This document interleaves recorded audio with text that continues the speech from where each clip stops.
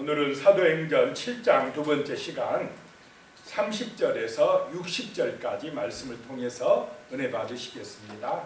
어제에 이어서 스데반의 설교가 이어지고 스데반이 이제 순교 당하는 그런 말씀이 나오고 있습니다. 30절로 가면 40년이 참에 천사가 시내산 광야 가시나무 떨기 불꽃 가운데서 그에게 보이거늘 40살 때에 모세가 그 애굽에서 배운 지식이나 또 무술의 힘으로 자기의 능력으로 이스라엘 백성들, 그 고통받는 백성들을 도우려고 했지만은 실패했습니다. 오히려 그들이 깨닫지 못하고 내가 어제는 애굽 사람을 죽이더니 오늘은 나를 죽이려고 하느냐 이런 말을 듣고 도망자 신세가 되었다 그랬습니다. 도망가서 광야에서 몇 년 동안 하나님으로부터 훈련받았습니까?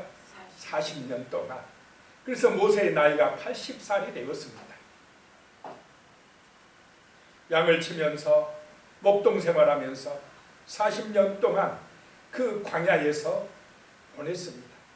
이제 자기 힘으로 이스라엘을 구원하겠다 이런 생각을 할 수 없는 나이가 되었습니다. 그런데 그때에 그 40년이 참에 천사가 시내산 광야 가시나무 떨기 불꽃 가운데서 나타나셨다라고 하는 것입니다. 떨기나무에 불이 붙었는데 이상해서 나무는 타지 않아서 무슨 일인가 하고 모세가 가서 보려고 할 때에 하나님의 음성이 들렸다라고 하는 것입니다. 주의 소리가 있어 라고 말씀합니다. 31절에 보면 모세가 그 광경을 보고 놀랍게 여겨 알아보려고 가까이 가니 주의 소리가 있어. 하나님이 먼저 모세를 찾아오신 줄로 믿으시기 바랍니다. 우리는 주의 말씀, 주의 소리에 귀를 기울여야 됩니다. 하나님의 말씀을 들으려고 애써야 됩니다. 사람의 말, 세상의 말에 귀를 기울이고 그쪽으로 쫓아가면 안 되는 것입니다. 하나님의 말씀이 우리의 생각과 마음과 삶을 지배하도록 말씀에 귀를 기울여야 됩니다. 32절에요. 나는 내 조상의 하나님 즉 아브라함과 이삭과 야곱의 하나님이라 하신데 모세가 무서워 감히 바라보지 못하더라. 한 400년 세월이 지났습니다. 아브라함, 이삭과 모세는 모세가 볼 때는 400년 전의 조상입니다. 그런데 그 하나님이 그들에게 나타나셨던 하나님이 모세에게 나타나셨습니다. 또 그 하나님이 스데반에게 역사하셨습니다. 또 그 하나님이 오늘 이 새벽에 오늘 이 시대에 우리에게 역사하고 계시는 줄로 믿으시기 바랍니다. 하나님의 소리, 하나님의 말씀, 그 약속이 우리에게 믿어져야 된다는 것입니다. 들려져야 된다는 것입니다. 33절에 주께서 이르시되 내 발의 신을 벗어라. 내가 서 있는 곳은 거룩한 땅이니라. 모세가 계속해서 소떼를 몰고 양떼를 몰고 다니던 그 산입니다. 평상시에는 거룩하지 않아요. 그 땅은 평범한 그냥 땅이었습니다. 산이었습니다. 그런데 하나님이 임재하니까 그곳이 거룩한 땅이 되는 줄로 믿으시기 바랍니다. 하나님을 만나면, 말씀이 들려지면, 하나님의 임재를 느끼면 우리가 사는 그곳이 거룩한 땅이 되어버립니다. 하나님의 나라가 되어버립니다. 내 신을 벗으라 라고 말씀합니다. 이 말은 이제 너는 내 어떤 능력을 의지하지 말고 너의 지식이나 너의 힘이나 너의 재물이나 너의 자존심까지도 다 내려놔라. 오직 누구만 의지하라 이 말입니까?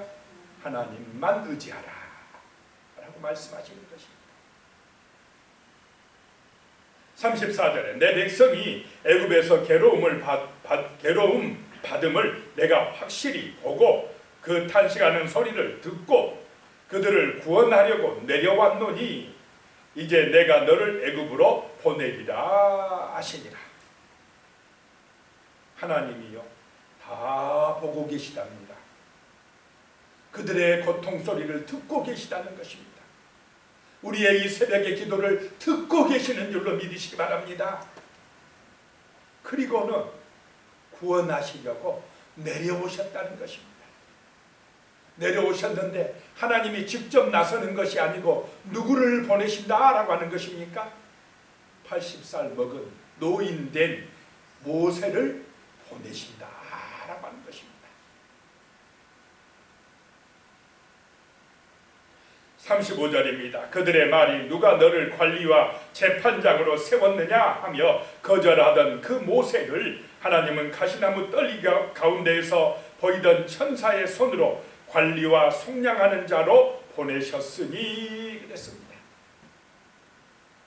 모세에게 소명을 주셨다라고 하는 것입니다.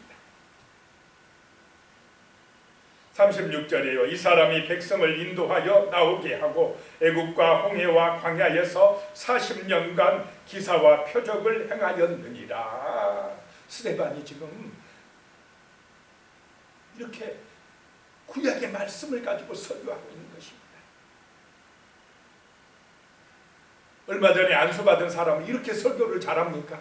이렇게 성경을 그냥 꿰뚫고 있습니까? 성령의 은혜인 줄로 믿으시기 바랍니다. 성령께서 말하게 하신다는 것입니다. 37절에 이스라엘 자손에 대하여 하나님이 너희 형제 가운데서 나와 같은 선지자를 세우리라 하던 자가 곧 이 모세라. 나와 같은 선지자를 하나님이 세우실 것이다. 그 나와 같은 선지자가 누구다 이 말씀입니까? 지금 예수님이시다. 너희가 죽인 예수가 바로 하나님의 아들 그리스도여 우리를 구원하러 오신 선지자다, 왕이시다 라고 말씀을 하는 것입니다. 얼마나 담대하게 선포하고 있습니까? 38절에요. 시내산에서 말하던 그 천사와 우리 조상들과 함께 광야 교회에 있었고 또 살아있는 말씀을 받아 우리에게 주던 자가 이 사람이라. 광야 교회, 그 광야에서 교회가 있었다. 하나님이 함께하면 말씀을 주시는 곳이 교회인 줄로 믿으시기 바랍니다. 살아있는 말씀을 주셨다는 것입니다. 39절에 우리 조상들이 모세에게 복종하지 아니하고자 하여 거절하며 그 마음이 도리어 애굽으로 향하여, 자 분명히 애굽에서 종살이하고 고통받다가 막 기도해가지고 부르짖어가지고 모세를 보내서 구원해 주셨습니다. 홍해바다 갈랐습니다. 가나안 땅으로 인도하고 있는데 그 광야에서 이스라엘 백성들은 어디를 그리워합니까? 조금만 힘들면 어려우면 애굽이 좋았다, 애굽이 좋았다 그래요. 애굽으로 돌아가자 그래요. 우리는 애굽으로 돌아가면 안 될 줄로 믿습니다. 예수 믿고 신앙생활을 하는데 예수를 바라봐야 되는데 천국을 바라봐야 되는데 자꾸 아이고 세상 사람이 더 잘 사는 것 같아, 세상 사람처럼 나도 부자로 좀 살고 싶어, 이렇게 자꾸 애굽을 돌아보면 안 된다라고 하는 것입니다. 그런데 이스라엘이 그랬다는 것입니다. 맨날 모세를 향하여 원망하며 왜 우리를 애굽에서 데리고 나와서 이렇게 힘들게 하느냐며 모세를 쳐 죽이려고까지 했습니다. 40절에 아론더러 이르되 우리를 인도할 신들을 우리를 위하여 만들라. 애굽 땅에서 우리를 인도하던 이 모세는 어떻게 되었는지 알지 못하노라 하고, 모세가 하나님의 말씀을 받으러 시내산에 올라가서 40일 동안 있을 때에 이스라엘 백성들은 밑에서 뭐 만들었습니까? 금송아지 우상을 만들었다라고 하는 것입니다. 41절에 그때에 그들이 송아지를 만들어 그 우상 앞에 제사하며 자기 손으로 만든 것을 기뻐하더니, 송아지 우상을 만들어 놓고 하나님이라 그럽니다. 그 송아지 우상 어디서 보고 배운 것이겠습니까? 애굽에서 보고 배운 것입니다. 자꾸 세상을 따라가려고 그래. 애굽을 따라가려고 합니다. 42절에요. 하나님이 외면하사 그들을 그 하늘의 군대 섬기는 일에 버려두셨으니 이는 선지자의 책에 기록된 바 이스라엘의 집이여 너희가 광야에서 40년간 희생과 제물을 내게 드린 일이 있었느냐. 하도 우상 만들어 놓고 금송아지 앞에 빌고 절하려고 하니까 하나님이 외면했다는 것입니다. 그냥 내버려 두셨다는 것입니다. 너희가 광야에서 나를 섬긴 일이 있느냐 하나님이 이렇게 말씀하셨다는 것입니다. 그러면 이스라엘이 그 40년간 광야에서 제물을 드린 것이 하나님 앞에 드렸다는 것입니까? 우상 앞에 드렸다는 것입니까? 우상 앞에, 자기들 손으로 만든 우상 앞에 드렸다라고 하는 것입니다. 하나님의 말씀에 순종하는 것이 아니고 자기들 생각대로 애굽의 영광을 추구하며 세상 영광을 추구하며 자기들을 위해서 자기 손으로 만든 것을 숭배했다라고 하는 것입니다. 그런 신의 예를 이제 43절에 몰록의 장막과 신 네판의 별을 받들었으며 이것은 너희가 절하고자 하여 만든 형상이로다. 내가 너희를 바벨론 밖으로 옮기리라 한과 같으니라. 몰록은 암몬의 신입니다. 자꾸 손으로 뭐 만들어요. 네판의 별은 저 토성, 저 하늘의 별을 숭배하는 것입니다. 자꾸 사람들은 눈에 보이는 어떤 거 만들어 놓고 그거 따라갑니까? 안 따라갑니까? 하나님은 안 보인다고 하나님 안 믿어요. 이스라엘 이 백성들이 아버지 하나님 그러면서도 자꾸 눈에 보이는 애굽 사람들이 쫓아가는 세상 사람들이 추구하는 그것 따라갑니다. 이게 눈에 보이는 형상이든 보이지 않은 형상이든 자꾸 사람의 마음을 빼앗아서 하나님으로부터 멀어지게 하는 것이 우상입니다. 하나님보다 더 사랑하는 것이 있으면 우상입니다. 아브라함이 하나님보다 100살에 낳은 자식 이삭을 더 사랑하니까 하나님이 어떻게 합니까? 이삭을 데려가 버리려고 합니다. 하나님보다 돈을 더 사랑하면요, 하나님이 진짜 사랑하는 성도라면 돈 뺏어가 버립니다. 왜냐? 돈이 우상이니까. 지옥 보내면 안 되니까. 하나님 자식 아니면 냅둬 버립니다. 뭐 죽든지 말든지 지옥 가든지 말든지 사생아니까. 그런데 하나님이 사랑하면요 반드시 징계합니다. 하나님보다 더 사랑하는 그거 오늘 이 시대 보시기 바랍니다. 뭐 얼마나 하나님은 별로 하나님 앞에 나와 예배하기는 싫어하면서 세상에 뭐 좋은 거 많다고 쫓아다니는 게 얼마나 많습니까? 그게 다 우상이라는 것입니다. 44절에 광야에서 우리 조상들에게 증거의 장막이 있었으니 이것은 모세에게 말씀하신 이가 명하사 그가 본 그 양식대로 만들게 하신 것이라. 광야에서 증거의 장막, 해막, 성막이라고 그럽니다. 그거 만들어 놓고 거기다가 하나님의 말씀 그 십계명 가지고 가라 이 말입니다. 그 천막은 무엇을 상징하느냐? 하나님이 함께 하심을 상징합니다. 45절에 우리 조상들이 그것을 받아 하나님이 그들 앞에서 쫓아내신 이방인의 땅을 점령할 때에 여호수아와 함께 가지고 들어가서 다윗 때까지 이르니라. 다윗 때까지 성막이 있었다 이 말입니다. 그런데 46절에 다윗이 하나님 앞에서 은혜를 받아 야곱의 집을 위하여 하나님의 처소를 준비하게 해달라고 하더니 다윗이 자기는 백향목 궁궐에 살고 하나님의 그 성막은 초라하니까 너무 마음이 아파가지고 성전을 지으려고 기도합니까? 안 합니까? 하나님이 지으라 그랬습니까? 다윗이 지으려고 했습니까? 다윗이 지으려고. 하나님은요 건물에 관심이 별로 없습니다. 그들이 순종하느냐 안 하느냐 그 중심을 보시는 것이 중요합니다. 그런데 하도 짓겠다고 하니까 지으라 그러셨습니다.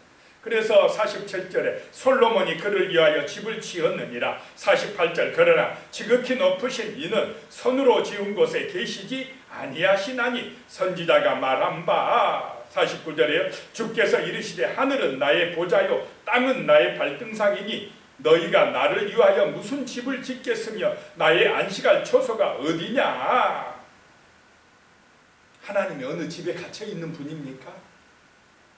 이스라엘이요 자꾸 그 헤롯 성전을 지어놓고는 의리의리하게 지어놓고 봐라 이 성전 한번 봐라. 하나님을 사모하는 게 아니라 뭘 사모합니까? 그 건물을 자랑하고 있습니다. 말씀에 순종하는 것이 아니라 건물을 자랑하면서 자기들의 욕심대로 살아가는 것, 그것을 지금 지적하고 있는 것입니다. 내가 언제 건물 지어주러 가느냐, 사람의 손으로 지은 그 건물 안에 있는 줄 아느냐, 이 말씀을 하시는 것입니다. 50절에 이 모든 것이 다 내 손으로 지은 것이 아니냐 함과 같으니라. 세상 만물, 우주 만물이 다 내가 지은 거 아니냐. 우주 만물 온 천지에 하나님이 안 계신 곳이 없는 줄로 믿으시기 바랍니다. 그런데 뭐 건물 하나 지어놓고 하나님이 거기만 있는 줄 알고 착각하고 있단 말이에요. 있는 것입니다. 건물 잘 지었다고 자랑하고 있다는 것입니다. 솔로몬이 그 건물 잘 지어놓고 하나님의 성전이라 하면서도 우상 숭배하니까 솔로몬의 성전을 어떻게 해버립니까? 하나님이 다 무너뜨려 버렸다라고 하는 것입니다. 헤롯 성전도 다 무너뜨려 버렸다는 것입니다. 51절입니다. 목이 곱고 마음과 귀에 할례를 받지 못한 사람들아, 너희도 너희 조상과 같이 항상 성령을 거스리는도다. 하나님을 높이고 예배해야 되는데 이 바리새인 서기관 대제사장들이 하나님을 높입니까? 자기 욕심을 따라갑니까? 자기 욕심을 따라가고 자기 이익을 추구합니다. 오늘 이 시대도 마찬가지입니다. 교회에 나오는 성도들이 말로는 아버지 하나님 그러면서 실제는 자기 욕심을 따라 세상을 따라가는 경우가 너무나 많다라고 하는 것입니다. 자기 손으로 만든 것, 자기 이익을 위해 열심히 일합니다. 추구합니다. 하나님과 상관이 없습니다. 그런 경우들이 많다 이 말입니다. 52절입니다. 너희 조상들이 선지자들 중에 누구를 박해하지 아니하였느냐? 의인이 오시리라 예고한 자들을 그들이 죽였고 이제 너희는 그 의인을 잡아준 자요 살인한 자가 되었나니. 그 이 의인이 누굽니까? 예수님을 잡아 십자가에 죽게 한 사람들이 바로 너희 공의의 의원들이다. 얼마나 스데반이 강하고 강력합니까? 그 권력자들 앞에서 오늘날 말하면 국회에서 그냥 그 사람들을 죽이려고 하는 그 사람들을 향하여 예수를 전하고 있는 것입니다. 53절에요. 너희는 천사가 전한 율법을 받고도 지키지 아니하였도다 하니라.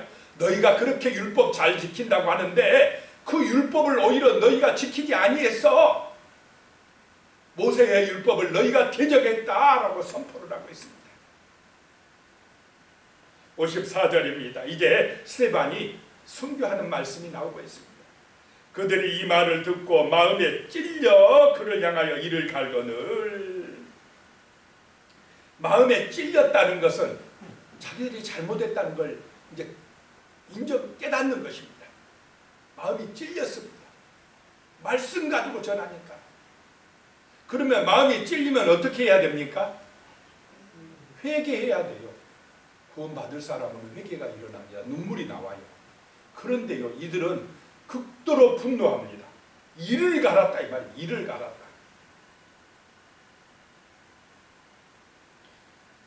진리의 말씀이 선포되면요, 죄인들은 이렇게 막 분노해요. 막 성질을 냅니다. 이것이 바로 마귀의 지배를 받는 사람들의 모습입니다. 자기 잘못 절대 인정 안 합니다. 오히려 성질 내요.